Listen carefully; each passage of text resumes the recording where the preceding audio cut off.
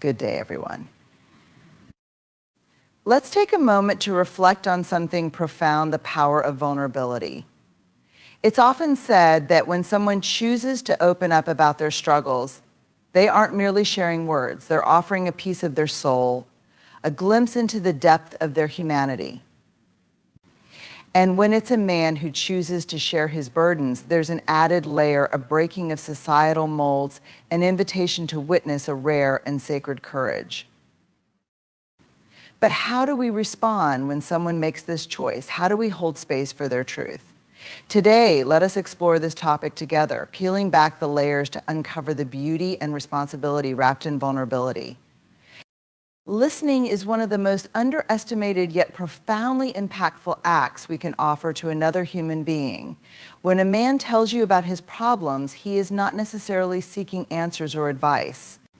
More often, he is seeking a safe space, a sanctuary where his voice can be heard, his feelings can be validated, and his experiences can be acknowledged without judgment. Listening in its truest form is a gift that transcends words. To truly listen is to be fully present. It means setting aside distractions, silencing the noise in your own mind, and focusing entirely on the person before you. This requires more than just hearing their words. It demands that you tune into their tone, observe their body language, and sense the unspoken emotions behind their expressions. Often, what someone doesn't say carries as much weight as what they do. Active listening is a skill that requires intentionality. It means resisting the urge to interrupt or interject with your own thoughts or solutions. It's about holding space for their story without rushing to fill the silence. Too often, we listen to respond rather than to understand. We wait for a pause in the conversation, ready to jump in with advice or a story of our own. But listening is not about fixing, it's about connecting. Imagine what it feels like to carry a heavy load and finally have someone come alongside you, not to take over, but to simply share the weight for a moment. That's what listening does. It tells the other person, you're not alone. I'm here, and I'm willing to walk with you through this. Here's the thing, when someone chooses to open up to you, especially a man who has been conditioned to suppress his emotions, it's an act of incredible courage. He is lowering the guard society has taught him to keep up at all costs. In that moment, what he needs most is not your solutions, but your presence. To make this gift of listening even more meaningful, ask clarifying questions that show you are engaged. For example, you might say, can you tell me more about how that made you feel? Or what do you think would help you right now? These questions show that you are not only hearing his words, but are also invested in understanding his experience. Sometimes listening also means embracing silence. Silence can feel uncomfortable, but it's often in those quiet moments that the other person gathers the courage to say what's truly on their heart. Let the silence breathe. Resist the temptation to fill it and allow the conversation to unfold naturally. Most importantly, listening is an act of validation. It affirms that their feelings are real and that their experiences matter. When you say, I hear you, or that sounds really tough, you are acknowledging their humanity. You are saying your pain is valid, your struggles are seen, your voice matters. Remember, you don't have to have all the answers to be a good listener. In fact, most of the time, people aren't looking for answers at all. They're looking for connection. They're looking for someone to sit with them in their storm and remind them they don't have to weather it alone. In a world where everyone is busy talking, be the person who listens. Be the one who sets aside their phone, looks into their eyes and says, without words, I'm here for you. Because sometimes the greatest gift you can offer isn't your wisdom, your solutions, or your stories. It's simply your willingness to be present. There is a myth that has shaped the way we perceive vulnerability, particularly in men. The myth is that vulnerability equals weakness, that to show emotion, to admit pain, or to ask for help is to somehow falter in strength or dignity. But nothing could be further from the truth. Vulnerability is not a crack in the armor, it is the armor itself. It is not the absence of strength that is the ultimate expression of it. For generations, society has conditioned men to suppress their emotions. They've been told to man up, to keep a stiff upper lip, to never let them see you sweat. From a young age, boys are often taught that tears are a sign of weakness and that their value lies in their ability to remain stoic, regardless of the storm raging inside. But this conditioning does not make men stronger, it makes them isolated. True strength lies in the ability to be honest about your humanity. It takes courage to admit that you're struggling. It takes fortitude to lower the wall society has taught you to build. When a man chooses to tell you about his problems, he's making a conscious decision to step out of the shadows of societal expectations and into the light of authenticity. That is bravery in its purest form.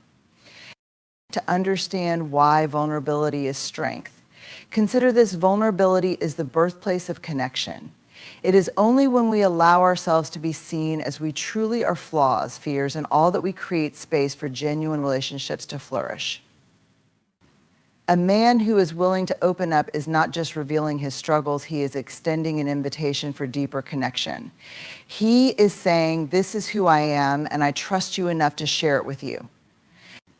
That trust is a gift, and the act of giving it is a testament to his courage. Vulnerability also requires immense emotional resilience. It's not easy to admit that you're hurting or that you need help. It's not easy to risk judgment, rejection, or misunderstanding.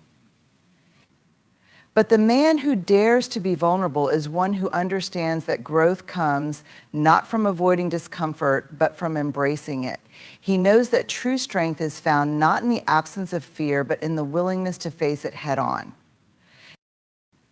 We must also recognize that vulnerability is transformative. When a man shares his struggles, he is not just acknowledging his pain, he is taking the first step toward healing. There is immense power in saying, this is what I'm going through. It is a declaration that his pain will not have the final word. Vulnerability is not about dwelling in struggle, it is about choosing to move through it with intention and courage. It's crucial that we, as listeners and supporters, honor this vulnerability. When a man chooses to share his heart, we must resist the urge to dismiss, criticize, or minimize his feelings. Statements like "you'll be fine" or "don't think about it too much" can unintentionally undermine his courage. Instead, affirm his bravery. Say, "Thank you for trusting me with this," or "it takes real strength to open up the way you just did these words." Reinforce the truth that vulnerability is a powerful and honorable act. Moreover, vulnerability inspires others. When a man dares to be open about his struggles, he paves the way for others to do the same. His courage creates a ripple effect, breaking down the walls of isolation and fostering a culture of openness and authenticity. He becomes a beacon of strength, showing others that it is possible to live with both courage and compassion. Let us challenge the outdated notion that strength is about suppressing emotions or enduring pain in silence. True strength is about showing up as your authentic self, even when it's hard. It's about saying, "This is where I'm at right now, but I refuse to stay here alone." So when a man tells you about his problems, remember what you're witnessing is not a moment of weakness, but a profound display of strength. Celebrate that strength, honor it, and remind him that he is not just brave for being vulnerable, he is unstoppable. Because a man who can own his struggles is a man who can overcome them. When a man chooses to share his problems with you, he's not just offering words, he's offering something far more sacred: his trust. Trust, much like a fragile treasure, is delicate and priceless. It takes time to earn and only moments to break.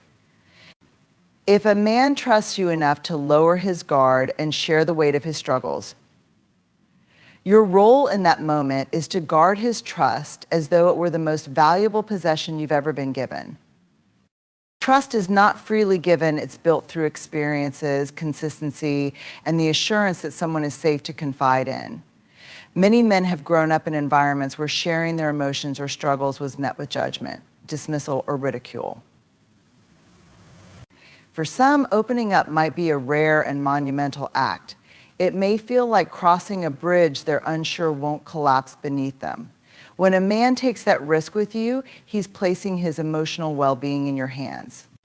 That is no small responsibility.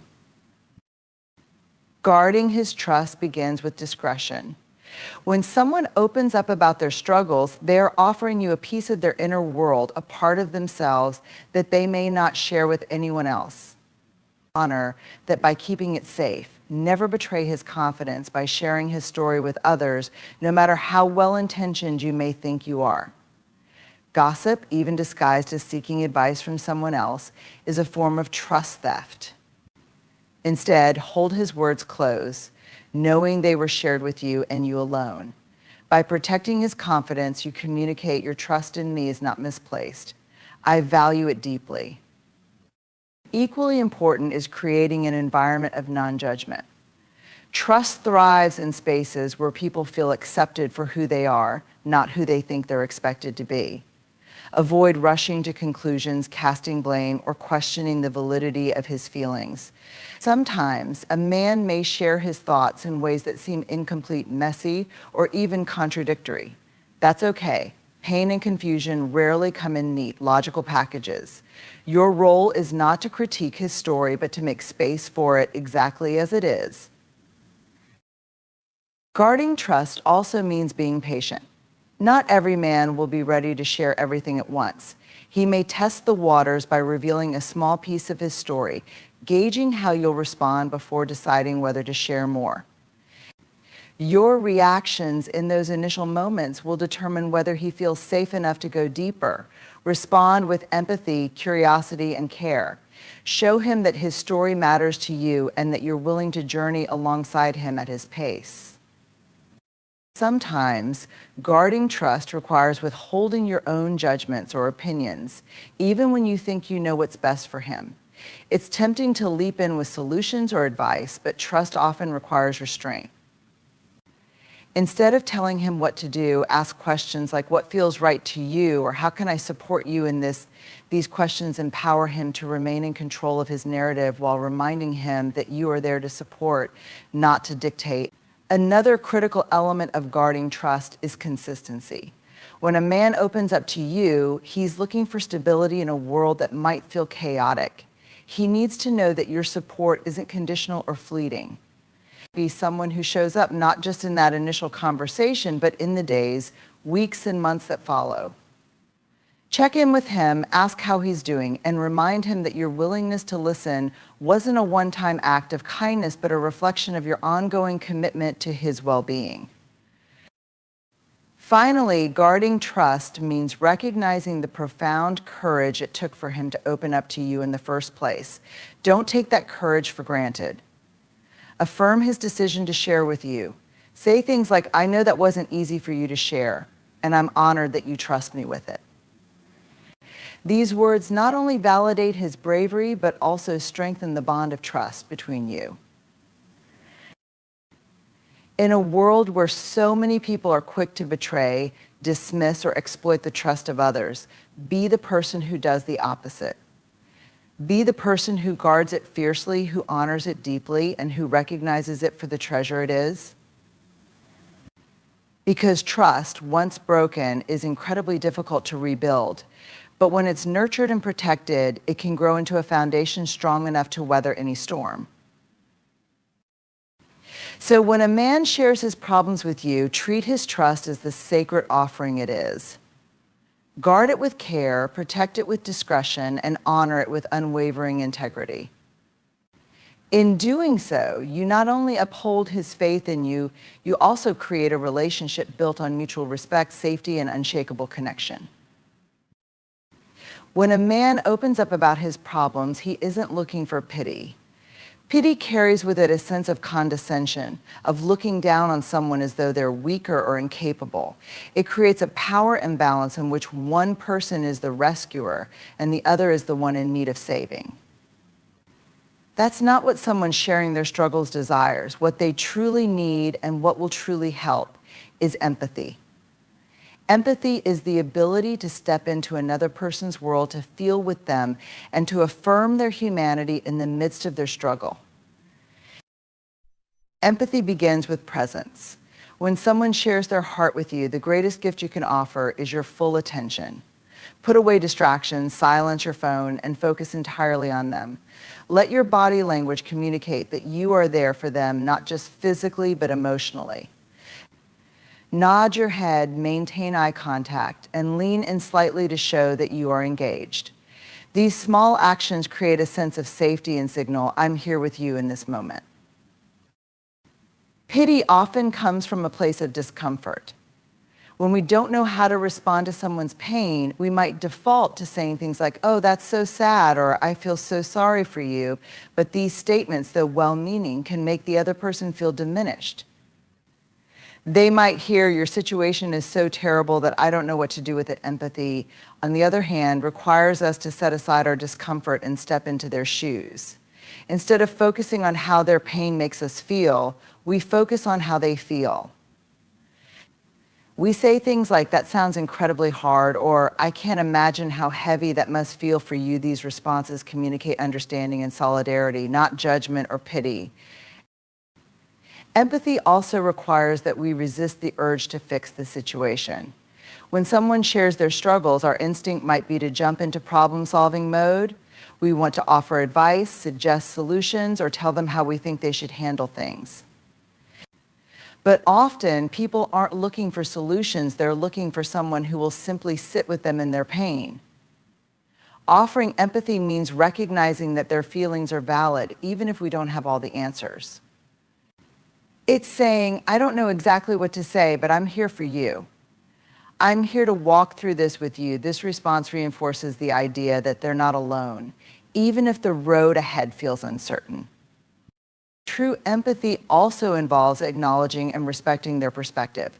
Every person experiences pain differently, and what feels manageable to one person might feel overwhelming to another. Avoid minimizing their feelings by saying things like, it's not that bad, or at least it's not worse. While these statements might be intended to offer comfort, they can come across as dismissive. Instead, honor their experience by validating their emotions. Say, it makes sense that you feel this way, or I can see why this is so hard for you. These words show that you're not judging their pain, you're joining them in it. It's also important to be mindful of your tone and language. Pity often comes with an air of superiority, even if unintentional. Empathy, however, is rooted in equality. Speak to them as an equal, not as someone who needs saving. Use language that communicates partnership, not hierarchy. For example, instead of saying, you'll get through this because I'll make sure of it, try saying, I'm here to support you as you navigate this. This subtle shift places the focus on their agency while reassuring them of your presence. One of the most profound aspects of empathy is its ability to create connection. When you respond with empathy, you're not just hearing their words, you're connecting with their feelings. You're saying, I see you, I hear you, and I care deeply about what you're going through. This connection has the power to ease their emotional burden, even if the circumstances haven't changed. It reminds them that they don't have to carry their struggles alone. Finally, offering empathy means being willing to sit with discomfort. It can be difficult to witness someone else's pain, especially if you care deeply about them. But empathy requires that we resist the urge to look away or avoid the conversation. Instead, we must lean into the discomfort and let them know, your pain doesn't scare me. I'm here to hold space for you, no matter how messy or complicated it feels. In every conversation, choose empathy over pity. Let your words and actions reflect a genuine desire to understand, support, and connect. Remember that the person sharing their struggles doesn't want to feel pity, they want to feel seen, heard, and valued. When you offer empathy, you give them the gift of human connection, and that connection has the power to heal, uplift, and transform. Healing is a deeply personal journey, one that cannot be forced or hurried. When a man shares his problems with you, he may already be in the process of confronting pain or confusion that he has carried for a long time. Your role in his healing is not to push him to get over it or to arrive at a resolution on your timeline. Instead, it is to create an environment where he feels supported and encouraged to heal at his own pace. Encouraging healing begins with patience. It's important to understand that healing doesn't happen in a straight line. There will be moments when he seems to be making progress, and then there may be setbacks. He might feel ready to open up one day and need silence the next. Be patient with his process and resist the urge to measure his progress against an external standard. Healing is not a race, it's a journey. And every step forward, even the small ones, deserves to be acknowledged and celebrated. Another crucial element is offering unconditional support. Let him know that your presence is not contingent on how quickly he heals or how well he seems to be handling things. Avoid saying things like, "You should be over this by now," or "Why is this still bothering you?" These statements, while sometimes said out of frustration or misunderstanding, can make him feel rushed or inadequate. Instead, reaffirm your willingness to be there for him no matter where he is in his journey. Say things like, "Take the time you need," or "I'm here for you whenever you need me." Encourage healing by giving him space to process his emotions without judgment. Men in particular may have been conditioned to suppress their feelings or to believe that expressing vulnerability is a sign of weakness. When he begins to unpack his struggles, he may feel conflicted about the emotions that arise, whether it's anger, sadness, fear, or confusion. Your role is to hold space for those emotions without trying to suppress or redirect them. Let him feel what he needs to feel. Sometimes simply saying, "It's okay to feel this way," can give him the permission he needs to fully experience his emotions. One of the most supportive things you can do is help him identify the tools and resources that might aid his healing without forcing them on him. Suggesting therapy, support groups, journaling, or even time in nature can be helpful, but how he chooses to approach his healing should ultimately be his decision. Say things like, "Have you ever considered talking to someone about this?" Or, "What do you think might help you feel more at peace?" These open-ended questions give him the freedom to explore his options while still feeling your encouragement. Be mindful of your own expectations and avoid pressuring him to return to normal too quickly. Healing often involves transformation, not simply a return to how things were before. He may come out of this process with a new understanding of himself, his relationships, and his life. Respect his need to grow in his own way and time, even if that growth looks different than you expected. Trust the process and remind yourself that healing is as much about the journey as it is about the destination. Encouraging his healing also means being a consistent source of encouragement. Even when progress feels slow or invisible, your steady presence can provide the foundation he needs to keep going. Simple words like, "I'm proud of you," or "I believe in your strength," can go a long way in reminding him that he's not alone and that his efforts are seen and valued. It's also important to be attuned to his boundaries. While your intention may be to help, there may be times when he needs to retreat inward and work through certain aspects of his healing on his own. Respect those moments and allow him the space he needs, while gently letting him know that you're still there whenever he's ready to re-engage. Healing is deeply personal, and sometimes the most meaningful thing you can do is trust him to navigate his own process, even when it feels unclear to you. In closing, when a man chooses to share his problems, he is offering you a rare and sacred glimpse into his inner world. Honor his courage by listening with presence, embracing his vulnerability as a strength, guarding his trust as a treasure, and responding with empathy, not pity. Encourage his healing gently, without rushing him, creating a space where he feels valued and understood. Remember, being entrusted with someone's pain is a profound privilege. Your response has the power to uplift, to connect, and to remind him that even in his struggles, he is not alone.